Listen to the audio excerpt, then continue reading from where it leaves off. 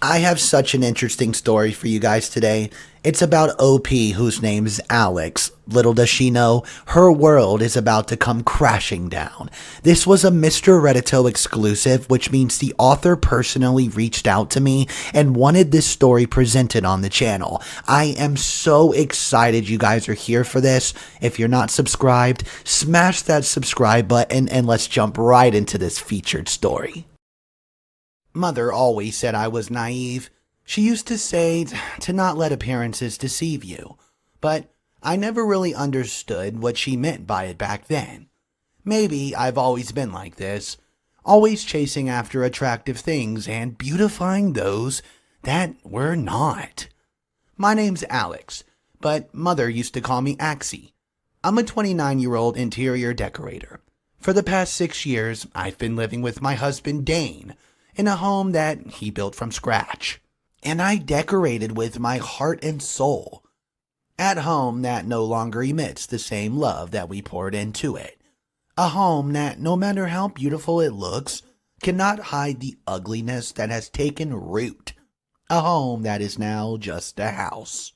After getting married, we decided to travel from Chicago to Manhattan, as it was closer to Dane's job, and so I could build a better client base for my work as well. Work had been sailing ever so smoothly for both of us for the past 3 years. He worked as a pediatrician at the Green Bay Hospital, while my work asked me to move around a bit. I kept jumping from one city to another to meet my clients and see their houses. One early afternoon in January, I received a call from Chicago. A woman asked me about my business and wanted me to come over and analyze her new home. I was not too keen on the idea of going back there, seeing as I don't really have the fondest memories relating to that place as a child. I used to live with my widowed mother. My dad died in a car crash when I was 13. When I was 15, my mom remarried, and we started living with my stepfather John and stepsister Julie. Though not a perfect family, we somehow made it work for the most part. Julie and I were not the best at fitting in together. She was 2 years younger than me and had a bad temper, while I remained reluctant to greet John as my new dad. My mother tried her best to welcome her new daughter. Jealousy was bound to take root, but as the eldest, I worked past it. After 3 years of back and forth bickering, I guess we all just adapted to our situation. Some nights even felt wholesome, to be honest, but everything fell apart like it always does when I was about to enter college. Mom had developed pulmonary fibrosis because of her smoking. She wasn't a bad mother or anything. She just had to find a way to cope after Dad died. Within a year, her condition worsened, and soon after, we had to bid her farewell. After she died, our family did not make sense to me anymore. Both John and Julie cared for my mother deeply. I know John wanted me to still feel at home with him, but I just couldn't without her there. Soon after, I moved away to Brooklyn to attend college. It was there I met Dane.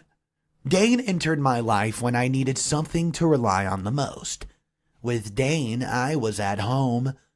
Dane was practicing medicine at a nearby college.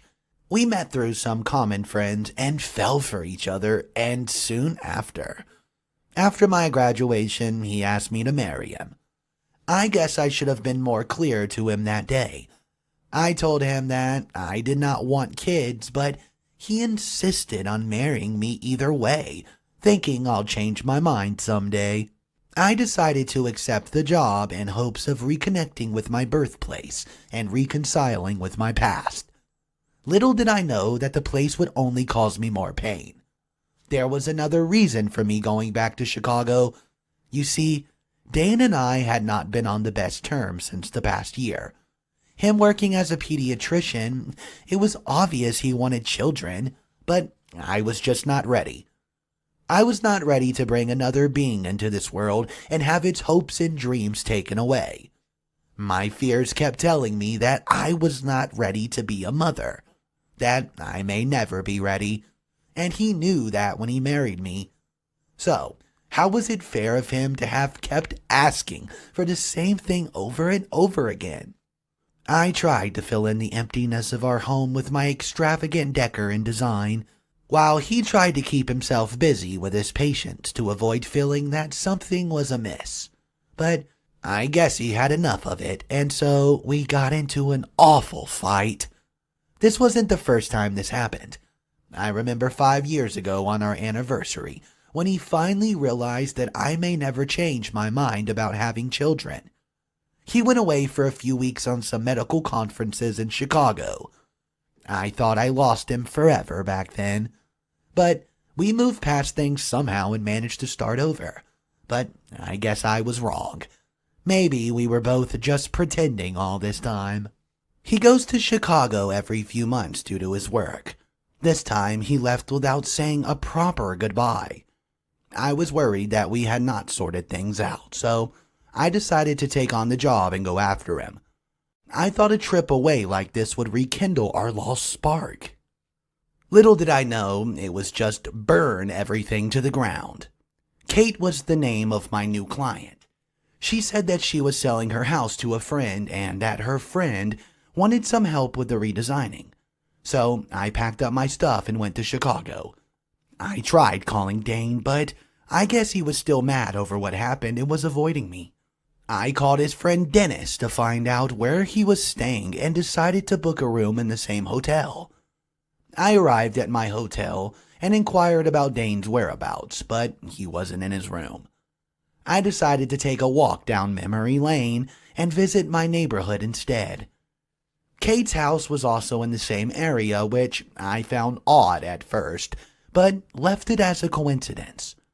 I took the bus to roam around my old city and reminisce on all the places that I used to visit as a child. I saw the old library where Dad used to drop me and my friends off. We would discuss the latest magazines.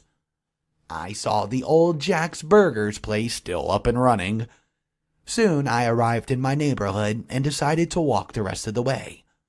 I called Kate, telling her I would reach her house in half an hour. Kate's tone changed, but she agreed to meet anyways. I told her I could come back if there was a problem, but she said, quote, No, we have time today. I did not know what to make of it, but a sinking feeling had already started to set in. I carried on walking to my old house. John had bought the house after marrying my mother to help us with our financial problems. We may not have always got along, but he never once wanted to hurt me in any way. The last time I met John and Julie was 6 years ago, when I came to pick up my stuff and told them I wasn't getting married. I invited them both to attend my wedding, but they ended up not coming. Maybe I should have insisted more. It's not as if we had lost all contact. I would call them both at Christmas, on New Year's, and on Thanksgiving. I would often send them postcards, maybe, I don't know, because I felt guilty for leaving them the way I did. I reached my house and rang the bell. John came to the front door and lit up like a puppy. Alex? Alex? Alex, you're here. He hugged me tightly and took me in before I had a chance to decline. How have you been, John? I asked him. Oh, you know, the factory keeps me busy, but I'm retiring soon. I don't know what I'll do then. And how's Julie? I inquired, as I had not heard from her in years. John seemed reluctant to answer. I'll be honest with you. Julie has not been at her best. She never really recovered from losing your mother like that. I know it was hard for both of you, and I don't blame you for how you both tried to cope. But the fact of the matter is, she's not made the wisest of decisions in the past couple of years. My heart began to beat faster as a part of me felt responsible for leaving her too soon. I wanted to ask John exactly what happened, but before I could, Dane started calling me. That seems important. You should pick it up. Hello, Dane? We need to talk, Alex. I need to talk to you. I messed up. I'm sorry, Alex. I need to talk to you.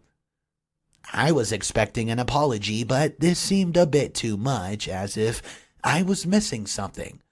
As if something bigger had happened that I did not know about. "I'll talk to you soon, Dane, I promise. I have to run now, but I'll call you soon." Then I said to John, "Sorry about that, John. Oh, look at the time, I really do have to leave. I'll come back, I promise. We will talk in detail. I need to know everything." I expressed my concern. John ever so warmly told me to stay at his place, to which I said, "I'll think about it." John also gave me Julie's new address upon my request. Things had started getting over the place ever since I arrived back. I could never really breathe in this place. I could always feel a storm lingering around, waiting to strike. I arrived at Kate's house and rang her doorbell.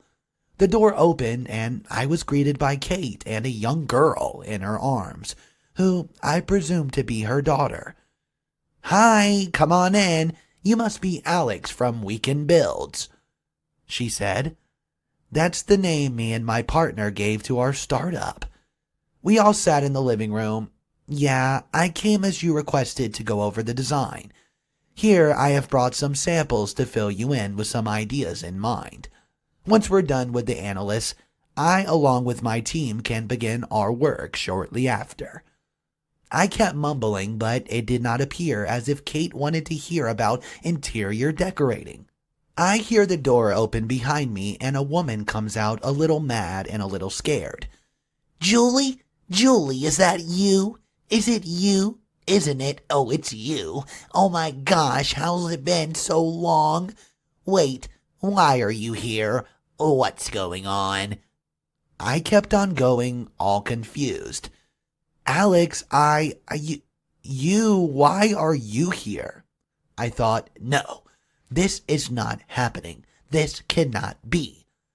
Julie started crying and ran out the front door.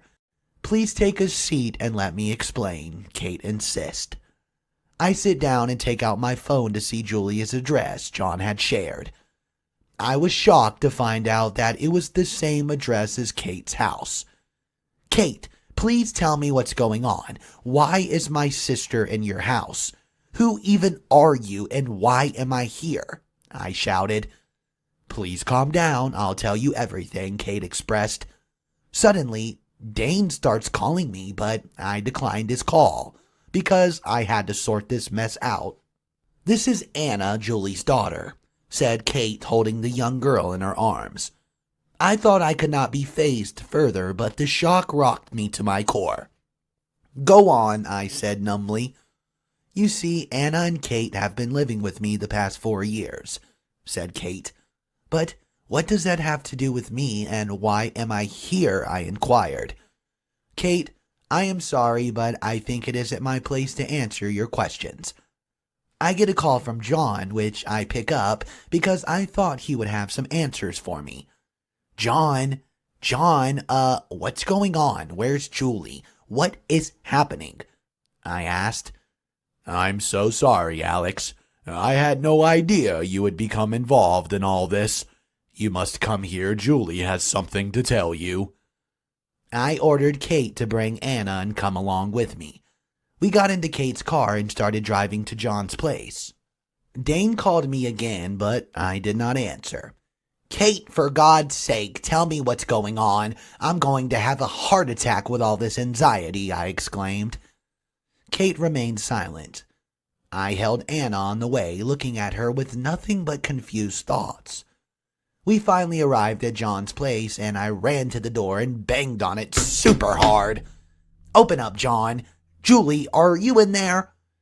John opens the door and asks me to calm down and follow him.